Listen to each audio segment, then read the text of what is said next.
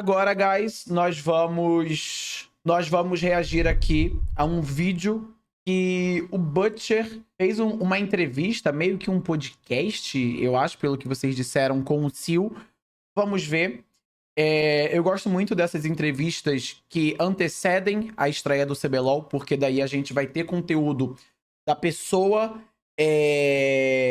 da pessoa ali, a expectativa dela, a cabeça dela antes de começar o CBLOL, e mais pra frente nós vamos ver quando começou o CBLOL, se desenvolveu e por aí foi. Aí o primeiro conteúdo que toquei esse ano, uma entrevista mais profunda com o coach SeeEL. Queria agradecer a galera da Vivo Cage pelo carinho e pelo help. Inclusive, o Butcher, ele foi uma das pessoas responsáveis pelas matérias e perguntas que tinham no programa do Revolta, que era o Next Move, né? Então, minha expectativa é muito alta para as perguntas aqui, para a Fala, matéria pessoal, em tudo si. bem? Butcher aqui, editor-chefe do Mais Esportes. Tem que ter Estamos aqui com uma legenda, entrevista né? super especial com o SeeEL. Não se esquece de ativar a legenda, porque agora a gente vai trocar para inglês, tá? Para conseguir falar com obrigado. ele. So, hi SeeEL, how you doing? Legal, mate. Fine, and you? Tudo bem. Tudo bem? Tudo bem. Tudo bem, yeah. People here in Cade said, like, just speak in English because we're trying to get everybody used to English. Yes. So that's you to blame. Yeah. We need to think in English when we play on stage. Okay. So, when every microsecond matters, we really want to make sure that, every step we take is towards performing better on stage. So yes, we know Every part of the set. Yes, every part of the staff in the CVLO. In CVLO. Okay. Yeah. I was thinking about like the Free Fire guys, the other modalities like speaking. No, that's not it. Okay, SeeEL, let's talk about like first, why are you here? Like, is Mythos part of the mystic, the history? I think Mythos reaching out to me on Twitter and just like spamming my posts on Pain Gaming was probably a attempt to either troll me, sure, or try to get me to Brazil. At the time, I was a free agent and I was looking for opportunities. Brazil was actually off the radar. Yeah. And Peter Dunn, Mythos who's a legend contratou. here, would always say how SeeEL. amazing Brazil is and how he would like to like come here again if it made sense, and I would always be like, well, Peter, I have, X amount of hours in the day and I need to watch LCK, LPL. I don't really want to watch CBL. I said, you should start studying. But kind of a guilty pleasure, right? Yeah. When you start watching. No, but I think there's so much talent here, so much talent. But yeah, Brazil wasn't on my radar until I got a bunch of texts and I looked at some numbers. I was like, oh, wow, this is kind of crazy, even though it's a joke. Maybe I should reconsider. So I started doing research in Brazil. When you talk about numbers, you're talking about audience, and streamers. Audience, the number of users. I believe there's 1.5 million League of Legends players right now in Brazil, which is crazy. Yeah. Nem eu sabia, hein? The user base, exceeded North America now, I believe, and the viewership is going up year by year. And the business side of things, sponsorships, partnerships, the interest is all coming to Brazil now, in my opinion. And I think in the next 3 to 5 years, this will be even a bigger thing. So, for me, it was like, okay, do I work under someone in Europe? Do I take my own project in North America? Or do I come here and I have full control of, like the roster and a lot of those things? Sure. So then I was like, okay, well, let's check out Brazil. And then I happened to get contacted by Vivo Cade Stars, which made the process so easy for me in terms of deciding to come here, because their processes, the way they think, their methodology was like almost identical to mine. And it's very hard to find ownership that is the same as yours. Plus the fact that Brazil can go straight to Worlds compared to now like the dead Oceania or, the other regions. I was like, okay, well, let's come here. Let's try to build something. When I think like it's still a big risk, right? And when you're talking to Peter, did you manage to like fully capture the extent of like the importance of Peter for Brazil, what he did like in the past? No. And because like my next question, my follow-up question would be like, if you knew the importance, like the fact that he had, he was your mentor. So did you think you could have like the same impact right now? Well, those are very big shoes to fill. And that's not my objective. I would say, Peter has been a fantastic mentor to me. I think that the results in Team Heretics was not as good as it should have been. And I actually had looked forward to moving along another year with Peter, just to try one more time. But there were some issues within the organization, more on the business side, Sure. that made more sense for them to move on with other coaching stuff. So unfortunately, Peter and I couldn't work another year. But that being said, he never really talks about his stints in Brazil. I only realized the extent of his impact once I started talking to the people on the site that in esports. So yeah, I mean, I definitely don't expect to come here and just be like the new Peter Dunn. That's like a lot of what people are saying. I'm not sure if you guys have noticed, but me and Peter are completely different types of people. REAGE showed this, right? Yeah. Like the work there. Yeah, I think so. In terms of personality as well, he tends to be a little bit more reserved, a little bit like Jocko, actually. Yeah. Whereas, Nossa. I tend to be a bit more outgoing. So yeah. O Peter não tem nada a ver com o Joe. Como que ele disse que o Peter é mais reservado e parece com o Joko? É totalmente controverso, tá ligado? Contraditório. My O Joko é intention is zero reservado. not to outdo Peter Dunn. I think that's a very, very hard thing to do. We did a podcast with Peter for like a 2-hour duration. Yes, it was I watched incredible. You have to come here, to come there as well. But like, let's talk about the VivoKid plan. If you guys haven't seen, watch his stream. Like, you have like a 15-minute video about the Kate's process and things like that. So check it out.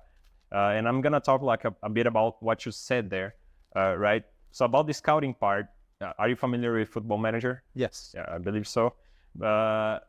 In Football Manager, people like the game tries to put values like quantify skills, right? So shooting and crossing and things like that.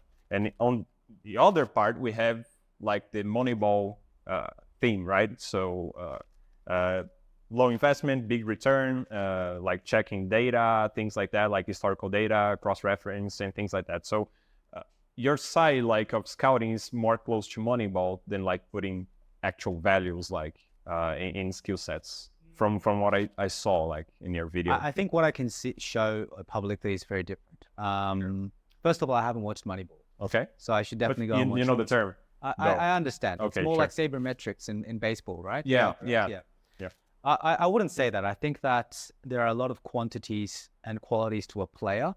Sorry, not quantities. There are a lot of qualities to a player that cannot be defined by data alone. So for example, how do they perform on stage? Of course, you can train these players to deal with stress better, manage their anxiety, and have high performance on stage through a better process.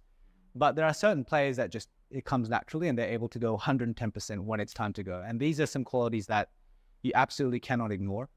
And then there's obviously the process of, okay, the data set says X, but the game situation is Y. So making this decision makes a lot more sense given the nature of, for example, Brazilian solo queue, right? So data at the moment is always going to be a guideline towards our decision-making process. That being said, what data allows us to do is, first of all, allow us to cross-reference to see if, okay, is this guy, does the data support my findings that I found when I did the legwork, when I looked at the POVs, when I looked at their VODs, when I looked at their references, when I did the interviews, when I looked at their personalities and we did personality tests and things like this.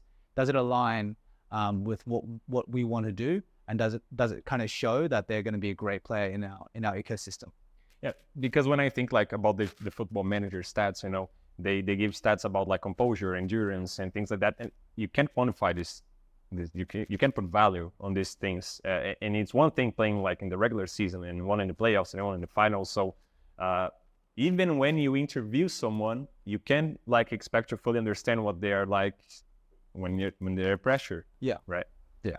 So yeah, it's and you talked a lot about like stress management, and it is like how can you guys like not fix that but help with that in team culture and personality checks and things like that, and creating a good environment for practice and scrims. But what about like Brazilian society and how it works? You know, people are like really outgoing. They like to go, you know, to bars and have like Conversa tá boa e profunda, tá ligado? Eu tô botando muita atenção, guys. In the League of Legends esports scene in Brazil, people tend to not understand the privilege that they have working with esports, working with video games, right? So maybe Opa. they're earning 10K reais and they are 18 years of age. They don't know what's life, you know? So they tend to fall for a lot of traps. What's your view Sim. on this? Well, I think that culture. Caraca, tipo assim, a conversa foi até pra questões sociais, tá ligado?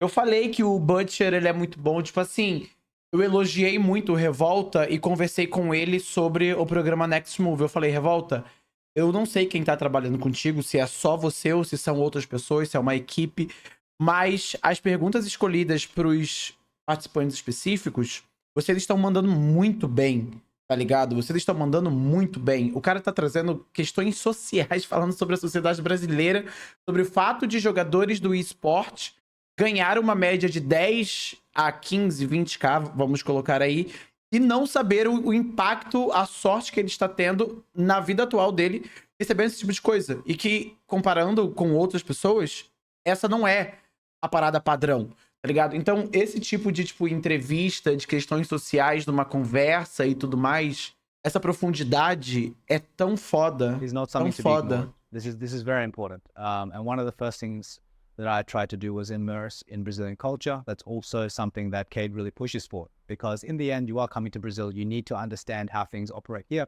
how the people are, and I think there are a lot of positive qualities to Brazilian culture. But that also means that we Goes need both to ways, see, right? you know, hey, what are some other cultures doing that have had tremendous success in traditional sports as well as in esports? And that's what we're really trying to implement here. You know, a lot of people gave me credit for me, but what's actually happened was the process was already there, and I'm there as a kind of connecting bridge towards our vision, which is Brazilian culture is great, and we should integrate Brazilian culture, but professional esports or professional competitive culture is a different story altogether. You know, you don't live the same life as a regular human being, because Sim. your everyday day-to-day operations are all about performing at the absolute best that you can. So I think this is an incredibly important part of Mano, building. a primeira coisa que uma pessoa que quer trabalhar com esporte precisa entender é que ela não é uma pessoa comum, tá ligado? E ela precisa ter essa consciência. Você não é normal, você não é igual a todos os demais seres humanos que estão habitando nessa terra, tá ligado? Então, cara, tenha isso em mente na primeira coisa. Você vai sim, por exemplo, trabalhar excessivamente. Eu não quero romantizar você, como que eu posso dizer? Trabalhar excessivamente necessariamente, tá ligado? Mas uma pessoa que ela é campeã, ela tem o horário de treino dela, e quando terminar esse horário de treino dela, após ela fazer alguma refeição, ela vai novamente voltar para o trabalho. Que seja uma coisa mais light, de assistir um vídeo de League of Legends, de ver uma série de pessoas, de atletas de alta performance, mas ela precisa fazer alguma coisa voltada ao trabalho dela, tá ligado? Pro players, por exemplo, ou pessoas que trabalham com esporte, seja ela filmmaker, editor, etc., vão trabalhar aos fins de semana, tá ligado? Isso é comum, porque as coisas acontecem aos fins de semana, como, por exemplo, CBLOL, tá ligado? Que é aos sábados e domingos, enfim.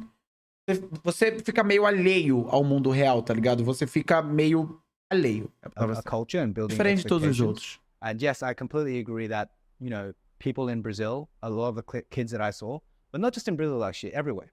They don't realize how fortunate they are to be playing video games for a living, to be able to compete and have access to the money that they end up getting. É uma Yeah. realidade que gerações It's similar to passadas não football, tiveram right? nem um pouco. Like Brazil Não have a lot of good tecnologicamente, né? footballers, and they start here and they go to Europe, and then they become like huge monsters and great players and things like that.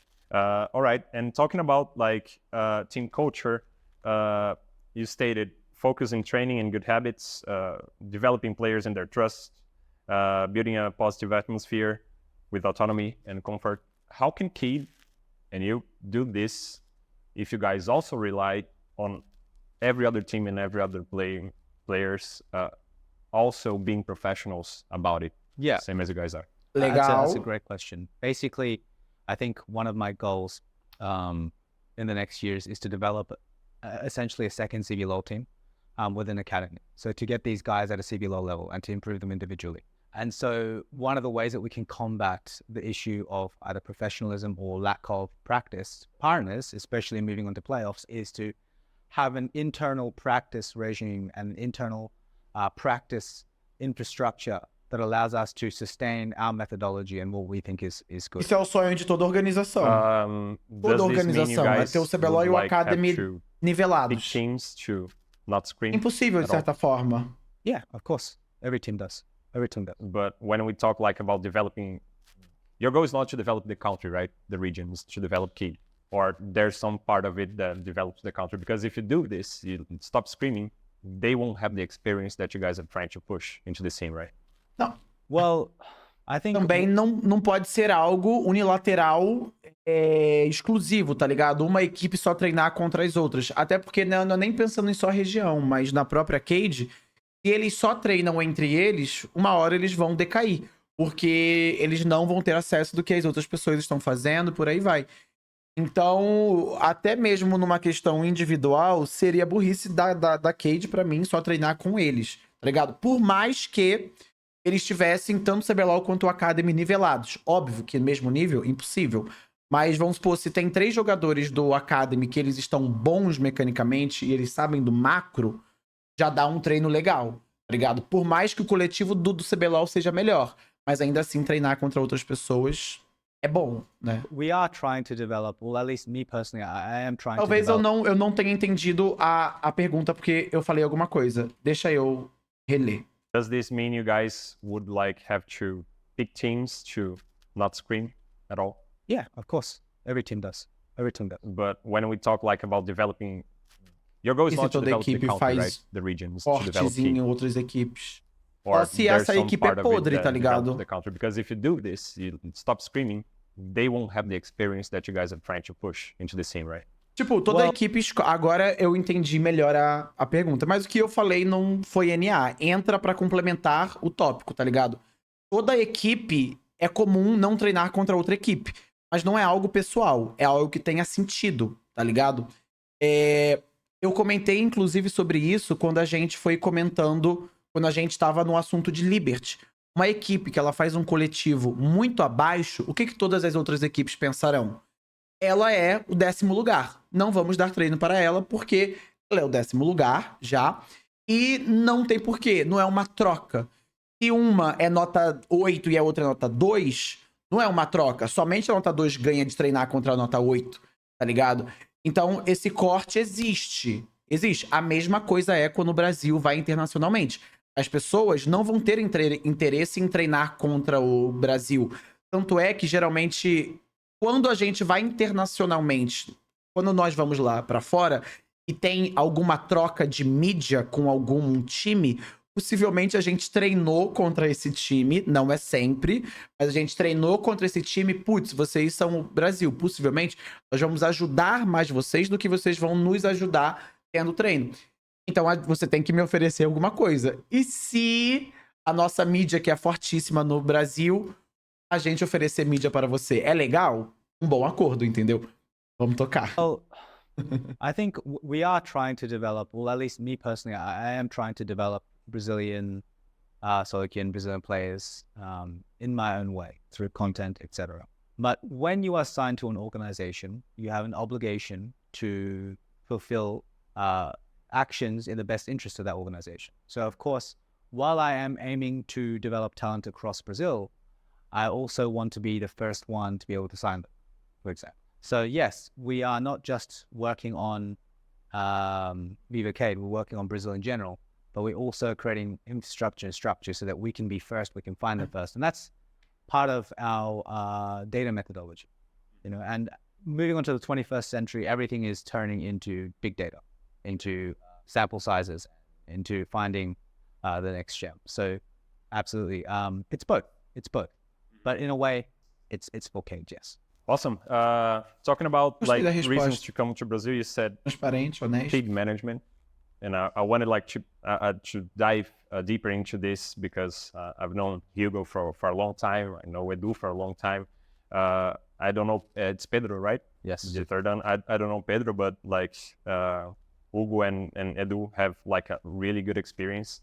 And so let's deep dive into the management. Yeah. Okay. I think that, I mean, do I go with each one or their vision? Yeah, give me their vision. I mean, for me, I think that when you look at Edu, he's a warrior, and he's the guy that started the company and started K-Stars in general. So Yeah. his methodology is to train hard and to like elevate people and to be brave on stage. And that's really what encompasses our foundations as a company. But where Hugo and Pedro come in is to elevate not just the business side, but the methodology behind making things a lot more efficient, and taking processes and steps that have not just short-term benefit, but long-term gain. So for example, one of the things that we aligned on was that I needed multiple years to stay here. And from my experience, no matter how hard the coach tries, the vision and the direction of sports teams or esports teams will always be based on the ownership. That is unavoidable. So when I had realized that their vision was similar to mine, that's when we had gone. But yeah, I definitely think that Hugo adds a level of detail. He adds a level of technicality to our processes.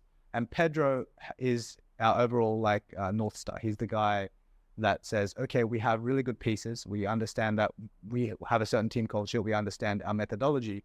How do we want to, like, which way do we want to steer the ship based on the conditions and the climate of esports and just business in general? And I think that's what makes this company very special. When we talk about like sports culture in Brazil, everybody knows that like it's good to have long-term vision, right? But with it comes sponsor pressure, fans pressure, and a lot of things like that. And when I saw your video and you were talking like about year 2, year 5 plan, I think like it's obviously great to watch and to see. But how can you guys like cope with the pressure? Yeah. If it doesn't come to that, and like how can you guys, for example, hold a player like Tucu in Brazil for 2 years?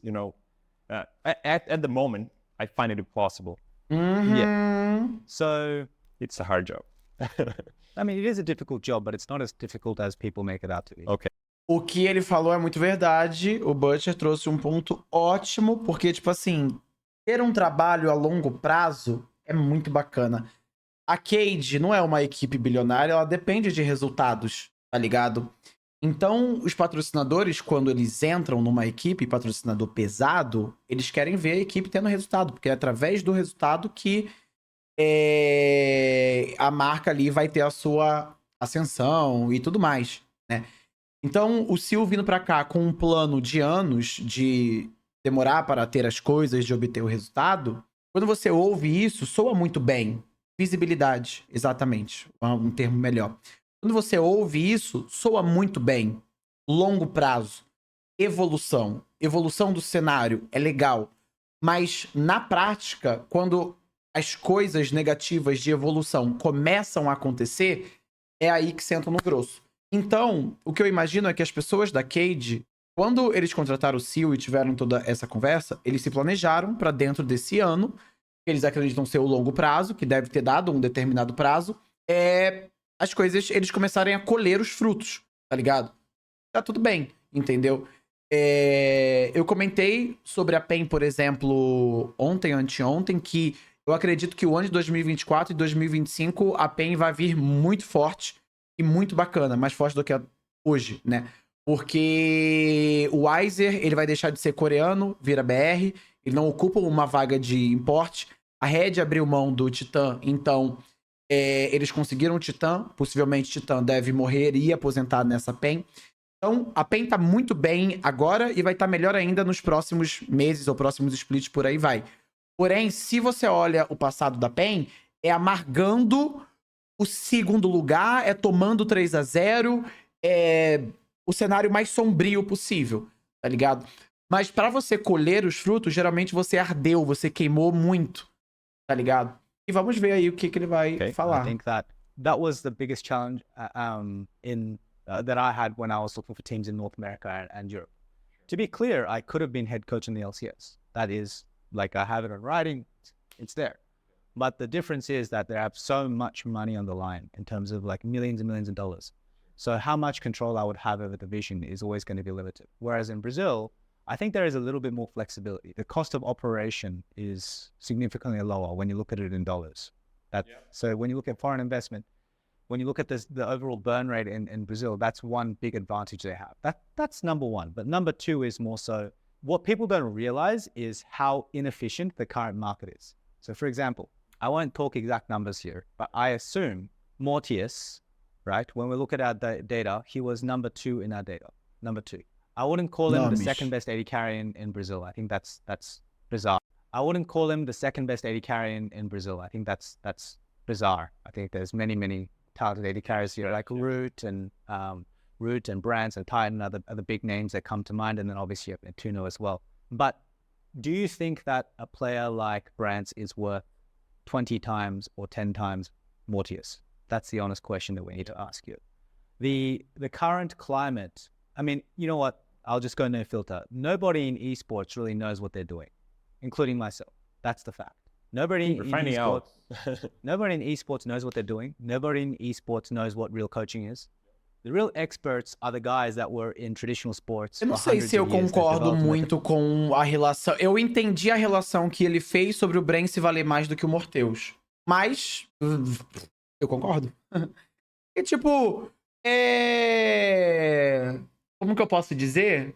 Eu entendi, o Morteus ele é muito bom, ele tem dados bons, ele é mecanicamente insano, ele joga muito bem, mas hoje o Morteus pode ser. Brence, ele tá ligado? Isso dá um valor a mais dentro do mercado, tá ligado? Mas eu gostei muito da... O problema não é valer mais, é 20x a mais. Eu não sei se eu veria isso ainda como um problema, porque, novamente, o Brence, especificamente, ele não tem tanta mídia quanto um Titã, quanto um BRTT. Se você me perguntar se eu acho que o Titã, por exemplo, ele valeria muito mais, eu acredito, porque o Titã ele traz muita mídia pro time, tá ligado? BRTT, por exemplo, é porque 20x é osso, né? 20x é uma coisa grande, mas eu acho que o número em específico não foi literal, tá ligado? Mas o BRTT, por exemplo, eu vou usar o exemplo do BRTT. O BRTT possivelmente foi um dos jogadores que mais valeu financeiramente no Brasil. Porque o BRTT, quando ele entrava numa equipe, numa org, a mídia que ele trazia já pagava o salário dele, tá ligado? As organizações, por exemplo, poderiam ir numa marca e falar, olha, o meu time tem um dos melhores jogadores desse jogo na nossa região. Percebe? Então, isso agrega muito. O Titã, por exemplo, ele abre uma live e ele pega 6 mil de pessoas, 7 mil de pessoas, tá ligado? Quando ele vai com o Curi, 8, 9 mil de pessoas. Isso agrega muito uma negociação. Isso é muito pesado. Então, o Titã, ele valer 20x a mais do que o Morteus, está muito distante. Novamente, ele usou nomes ali, mas não se pegue a nomes ou a números especificamente. A mídia do Brence é uma mídia pesada. Ele é um AD Carry que tem mídia. Não é tão colossal igual a do Titã, mas ele tem, entendeu? Mas, enfim, eu gostei do que ele complementou dizendo que hoje no esporte as pessoas não sabem o que elas estão fazendo, inclusive ele. As pessoas estão descobrindo, tá ligado? Eu acho que a nossa região, a franquia tá fazendo muito isso com a gente. Tá fazendo a gente descobrir as coisas. Eu não via tanto lado positivo na franquia. Agora eu tô vendo, tá ligado? Mas enfim. Methodology, they develop a revenue stream. Although it's very different because they obviously have their stadiums and that kind of stuff. And so my answer to that is we can balance out, and this was also my pitch, we can balance out sponsorship pressure by scouting players that can achieve certain benchmarks so that the company can operate profitably. They obviously methodology they've developed. Experts esports knows what they're doing. Nobody in esports knows what real coaching is. The real experts are the guys that were in traditional sports for hundreds of years. They've developed a methodology. They've developed a revenue stream. Although it's very different because they obviously have their stadiums and that kind of stuff. And so my answer to that is we can balance out, and this was also my pitch, we can balance out sponsorship pressure by scouting players that can achieve certain benchmarks so that the company can continue to operate profitably and happily and in a great way, while also having our long-term vision. Because there are so many pieces out there that are undervalued that are not even looked at. I think, for example, it's completely bizarre that Brazilian teams are just importing Koreans en masse, a country that has a completely different culture, completely different in every single way, that don't speak English, that don't speak Portuguese, and they have zero infrastructure. And let's be real, zero infrastructure to support these players in the right way, in terms of nutrition, in terms of diet, in terms of scheduling, in terms of language, and just the overall environment.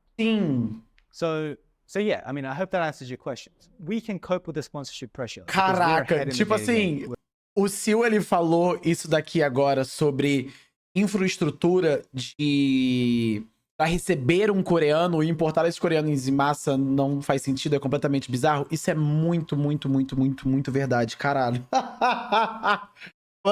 Isso é muito verdade. E tipo, vou pensar que o coreano, quando ele vier pra cá, é tudo completamente diferente pro cara.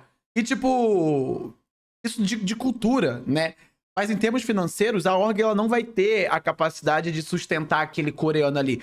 O coreano, ele vem pra cá e ele tem que, tipo assim, comer a nossa comida BR, tá ligado? E ele precisa se adaptar à comida brasileira, a comer feijoada, a tudo isso e os caralho a quatro.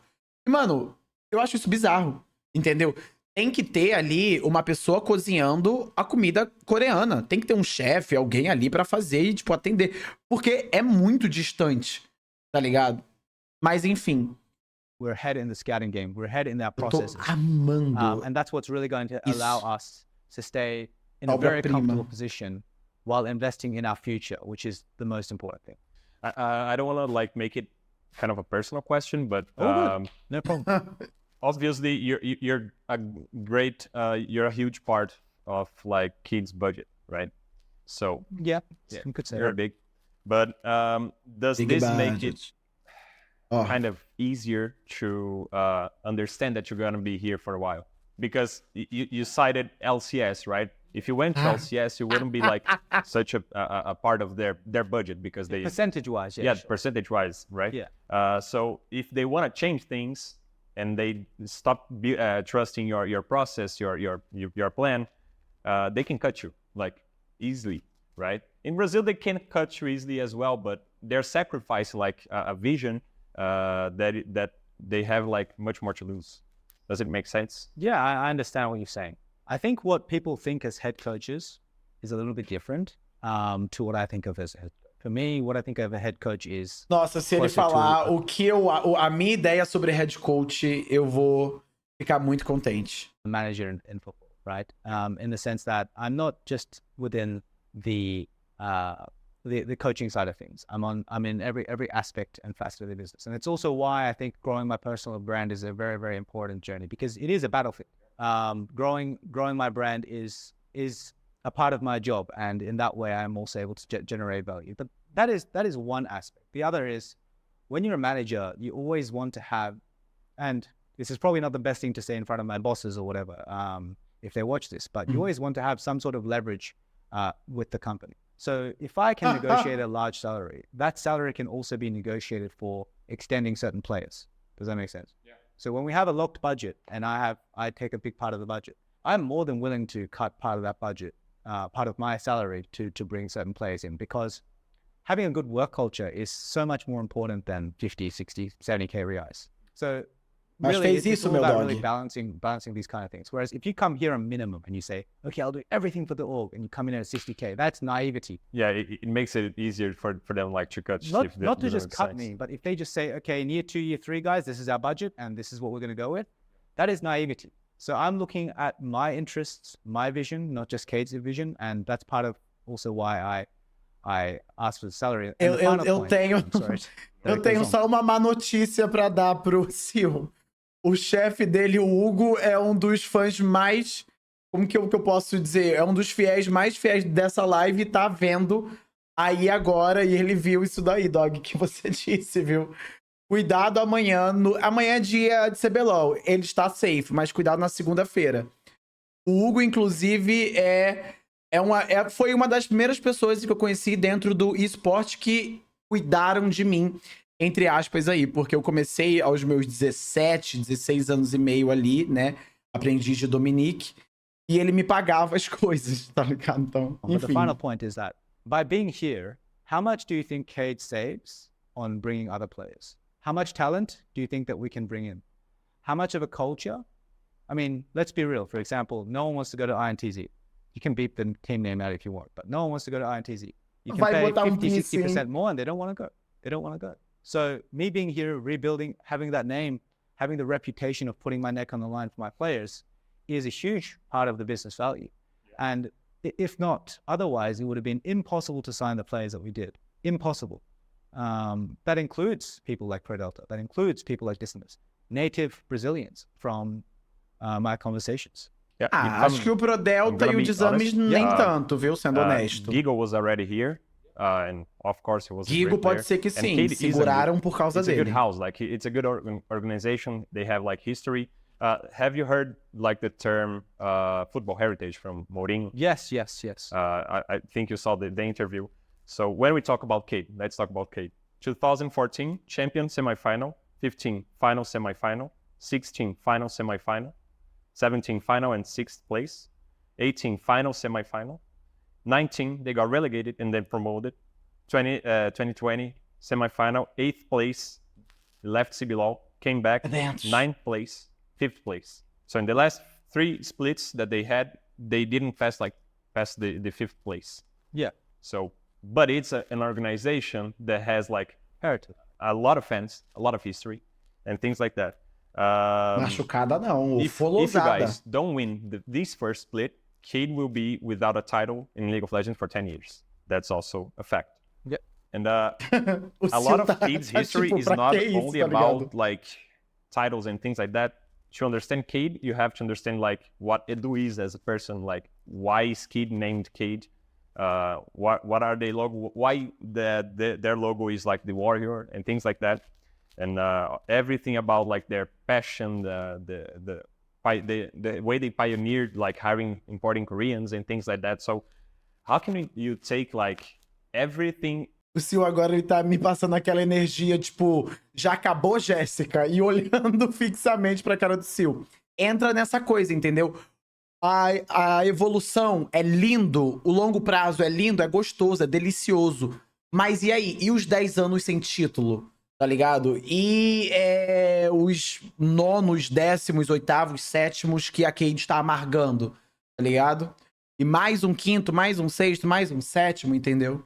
Into consideration when pesado. You guys have to build like a new team culture from the ground up, because there's a lot of history here. You have to like to respect that, right? Yeah. But you guys have to look for the future. So how can you balance Cade's heritage to what you guys want to build for the future? Acabou, Jéssica? That's a very good question, actually. Muito boa pergunta. Muito bom entrevistador. What I will say to that is the biggest mistake organizations, companies, or any kind of team can make is to not focus on the present, to focus on the current circumstances, the economic climate, and to adapt to the ever-changing environment. So Cade has had a fantastic history, and I'm well aware of the story behind naming the team Cade, from the origins in StarCraft 2 to him battling through illness and just soldiering on. But we can't, it's also very hard to say that every aspect of that business was done in a way that is efficient. Sure. If I want to come in here and develop a team culture, if I want to come in here and I want to win straight away, there's only one way to do that. Spend a metric boatload of money. And that is the current ecosystem. Teams competing and spending a metric boatload of money. The truth is, there will be no esports if this continues. We're in an esports black hole in terms of economics. And players need to realize the reality of player salaries, the revenue that they generate, and what sponsors need and want in order to drive that revenue. And so basically what I'm trying to say is heritage is important, but reality is more important. And that's what I'm going to focus on. And I actually don't watch football, but I watch a lot of the interviews and how people conduct. That we need to make an investment now to have a brighter future. And that's what people need to realize. And I say this and I do this with the full understanding of the potential consequences of, let's just say, a disastrous spill. Sure. Right? It happens. But I feel no pressure. No pressure at all. Yeah, I only think about this because watching the history... Não teste os fãs brasileiros. Não sentir pressão talvez não seja muito bom. Mas a resposta dele perfeita, tá ligado? Eu gosto e aprovo o que o SeeEL quer, o caminho que ele está tomando. Eu acho que, em termos de evolução, ele tá mandando muito bem. Eu acho que ele fez o que é necessário. Quando você quer trilhar o caminho evolução, o caminho longo prazo, o que ele tá fazendo é exatamente isso, tá ligado? É ser pé no chão em muitas coisas dentro da competição, é saber que sim, você pode ter um split desastroso e você escolher bons jogadores para você evoluir e bons jogadores sinergicamente ali que consigam evoluir. Porque a pessoa que ela só apanha, ela só toma porrada, ela não evolui. Ela vai evoluir a casca grossa dela. Ela vai evoluir um mental blindado. Mas dentro do jogo, mechanics e macro, etc., ela não vai evoluir. Porque a pessoa que ela levanta, e quando ela levanta, ela cai, ela vai evoluir o quê? Levantar. Ela vai evoluir, tipo, quando ela for pancadeada, ela tomar uma pancada, ela não cair tão bruscamente e levantar mais rápido. Mas ela não vai evoluir, dar soco, trocar o chute, dar um Anderson Silva, dar um Popó, tá ligado? Então, ele fez o caminho perfeito. Ele tá no caminho perfeito. Eu gosto muito. Everything we said, Pancadeada foi péssimo. This kid's DNA. Why they have like a lot of fans. Mas vocês entenderam. Why they cried when they stayed out of the franchise Guys, system. o que eu quero dizer é muito claro. Um time que ele é muito fraco no papel, ele não vai conseguir evoluir em rotação, em macro, em micro, porque o que eles treinam é laning phase, é perder na laning phase. Então, os outros tópicos que existem em League of Legends, como, por exemplo, uma fight com controle de grupo, uma fight com cerco, uma fight no barão, uma fight no dragão early game com macro, isso não é aprendido, porque a equipe já perde no começo, percebe? Então, a comparação em que eu fiz, a analogia que eu fiz, é que o cara que ele só apanha, ele vai aprender a ter uma casca grossa, a quando ele tomar um soco, ele não sentir tanto o impacto. Mas ele vai tomar o soco, ele vai cair e ele não vai para os próximos estágios, que seria dar um soco, dar um chute, fazer um dragão, fazer um barão, fazer uma rotação, tá ligado? E com os jogadores que o SeeEL possui, que são jogadores de alto nível, jogadores bons, eu acredito que ele vai conseguir isso, entendeu? He cried as well when they came back to CBLOL. How much this means to him and to every fan that follows Kid. And it's in their DNA being passionate about it. So if we... Eu fui muito claro. If you guys botei de uma forma que todos vocês puderam entender. Se quiserem, né? Data-driven, which is the future, I believe as well. If you guys are gonna lose connection to the fans and what they really are. Or if you think, maybe, if they're just like, if you guys win, I'm fine with it. Maybe it's just as simple as that. The methodology may change, but the company's direction or our philosophy doesn't. So we will continue to be warriors. We will continue to battle. We will continue to go out there in the battlefield, grinding it out, trying to win every single game. And I think that's what matters. Winning, and also I think it's incorrect to say it's just Cade fans. Something I found incredible about Brazil was that it's just Brazil in general. People are completely bonkers and so passionate about competition and about cheering for their team, and they treat it like it's a part of their family, almost. And so basically, what I want to say is, it's like if you have a kid and he can go out there and earn 1,000 reais by working at McDonald's right now, would you rather him do that, or would you rather him finish school and get a good job? We need to make the investment now. So if you treat us like family, then we also need to have that methodology and understand. Eu demorei a entender a analogia. Spending over the other people, it doesn't make any sense. doesn't make any sense. It needs to be a combination and the right roster moves. And super teams fail. Yeah, Super teams fail. most of them. Man. A gente sabe. Teve algum Awesome. super SeeEL. time brasileiro que Great deu chatting with certo? you. It's a big. I think it's all the time we have Eu tava left. pensando sobre isso If esses dias, you have mano. any last messages, but thanks a lot for your time. I mean, I really appreciate all the support. We're in.